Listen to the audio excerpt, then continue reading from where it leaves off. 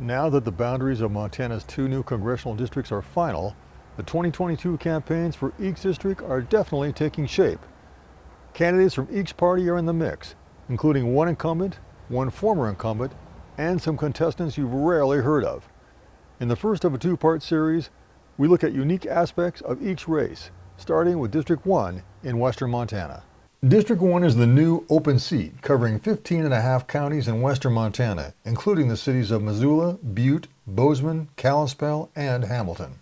Yet while the seat is open and thus anyone's to win, theoretically, the person to beat is probably Republican former Congressman Ryan Zinke.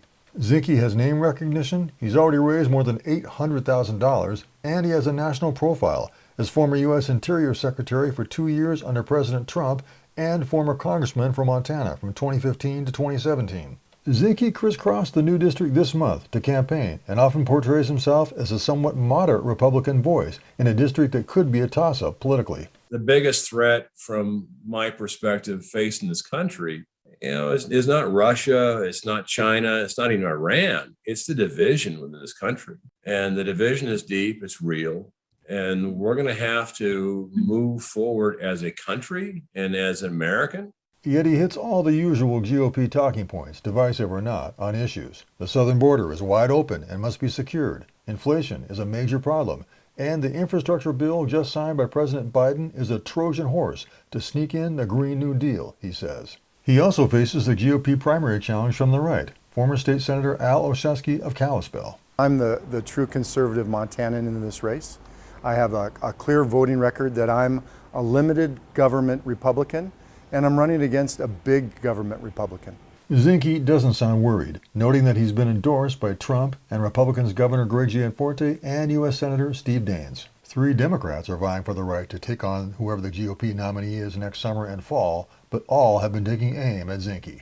Missoula attorney Monica Tranell says she's the candidate to beat because she offers a clear contrast with Zinke as someone who's lived her whole life here and spent her career advocating for Montanans on many issues and legal cases. If he wanted to be a congressperson from Montana, he would be.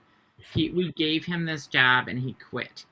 He walked away from it. He went on to greener pastures, to the Secretary of the Interior, and he either got fired or quit, depending on who the audience is for him. There's also former State Representative Tom Winter of Missoula, who notes that he won in a legislative district won by Trump in 2016. I would be the only person running who's been able to bring people together while also articulating a progressive community-forward voice. And Bozeman health policy expert Cora Newman, who points to her profile as someone who returned to the state to help communities confront health crises like the COVID-19 pandemic. Between my personal story and my work, Montanans are looking for someone who, when the going gets tough, you get out and find solutions. But can any of these largely unknown candidates pose a threat to Zinke?